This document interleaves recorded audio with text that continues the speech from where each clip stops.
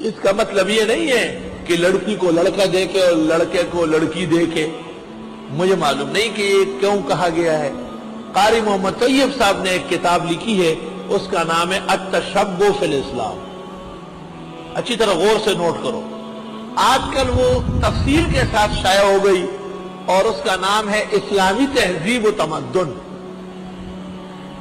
اس میں لکھا ہے کہ اتفاقیہ ہو سکتا ہے کہ لڑکا گزر رہا اور لڑکی نے دیکھ لیا کہ اچھا یہ ہے، اور لڑکی گزر رہی تھی اور لڑکے نے دیکھ لیا، لیکن دونوں ملانا ہے، اکٹھے بٹھانا میں سمجھتا ہوں مناسب نہیں ہے اور اس سے پرہیز کرنا چاہیے.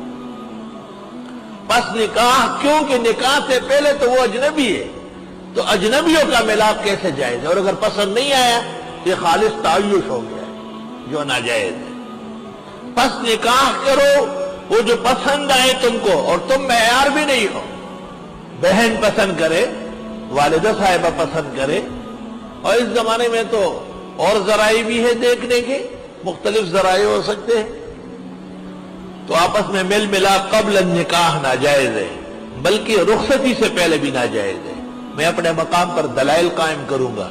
میرا کہنا یہ ہے کہ اگرچہ نکاح کے بعد شرعاً میل ملاپ ہو سکتا ہے، لیکن عرف کے اندر جب تک باقاعدہ نکاح ملاپ نہ کرایا گیا ہو، اس سے پہلے لڑکے اور لڑکی کا ملنا ٹھیک نہیں ہے.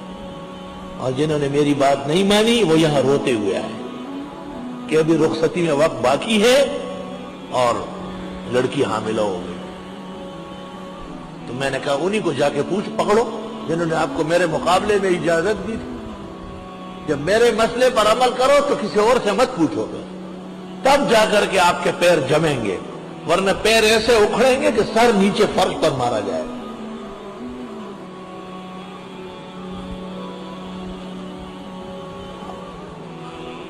مشہور خبر ہے کابلی سے نکاح ہوگا بے خبر علاقہ کے بیا مشران میں کال پس بوادہ کو خیر کابلے چشپشو ہے نا کور تراغڑ ہے ورے ٹکوئے دے بولے ماوے چے روبا شپدا کنا بیبی سے بیت السلام علیکم وے تے وزستا لئی دردی کو وعدہ نہ دے شے دم کرنا گلا ہے نہ تو ہم گناہ نہ نکاح خوشی ہوا، لیکن انہوں نے بھی اجازت نہیں دی کیونکہ رخصتی نہیں ہوئی. اور رخصتی کا اگر کوئی معنی ہے تو اس حدیث پر نظر رکھو. عائشہ بخاری میں کہتی ہے میرا نکاح تو اس وقت ہوا تھا لیکن رخصتی بدر کے قریب ہوئی ہے، اور ام المومنین فرماتی اس سے پہلے ہم آپس میں ملے نہیں ہیں، نہ ہم نے ملاقات کی.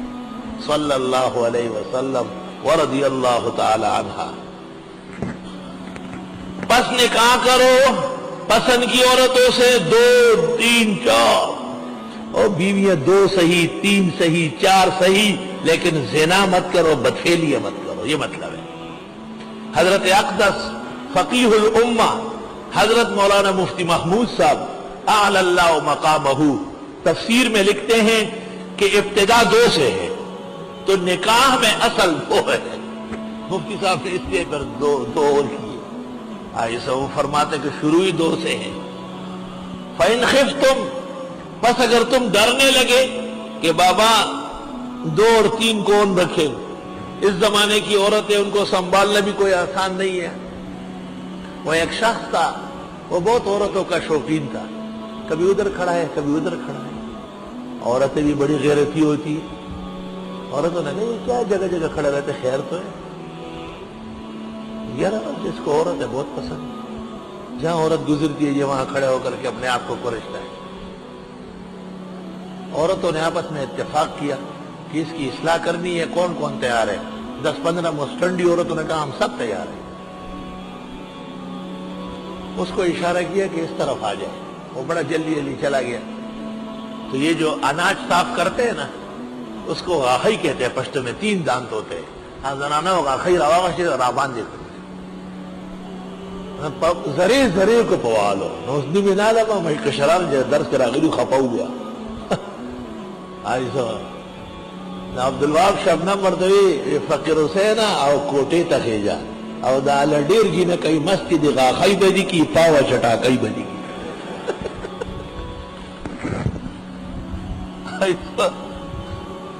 تو اس زمانے کی عورتیں 2-4 کیسے ہو سکتی ہے؟ مشکلات ہے. جس کی صحت بھی بہت اچھی ہو، کام کاج بھی زیادہ نہ ہو، پیسے اور خزانے خوب ہو اور اپنے آپ کو بھی تول سکتا ہو، اس کے لیے سنت و مستحب ہے، بہت پیاری بات ہے، اللہ کا حکم ہے۔ اس کو کہتے ہیں مسئلہ تعدد ازدواج، ایک سے زیادہ عورتیں رکھنا نکاح میں۔ بیبیاں خفا ہوتی ہے کہ یہ تو قرآن ہے، اگر آپ کے دل میں ذرہ برابر بھی شک ہو اس حکم کے ماننے میں تو آپ کافر قطعی ہے، اسلام سے خارج ہے اور جہنمی ہے۔ آپ نے یہ پابندی تو لگا لی کہ میرا خاوند میرے ہوتے ہوئے کوئی اور نہیں کر سکتا، ٹھیک ہے، لیکن آپ کا خاوند جو بدفعلیاں کرتا ہے، داشتیں پالتا ہے، کتنی عورتوں کے ساتھ رہتا ہے، اس پر آپ پابندی لگا کے دیکھ لیں۔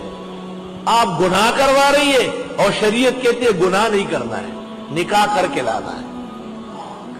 اور پوری بات سن لو، فَإِنْ خِفْتُمْ، پس اگر تم ڈرتے ہو زیادہ عورتیں رکھنے سے، اللہ تعدلوا کی برابری نہیں کر سکو گے، انصاف نہیں کر سکو گے، فواحدۃ، ایک ہی بہت ہے۔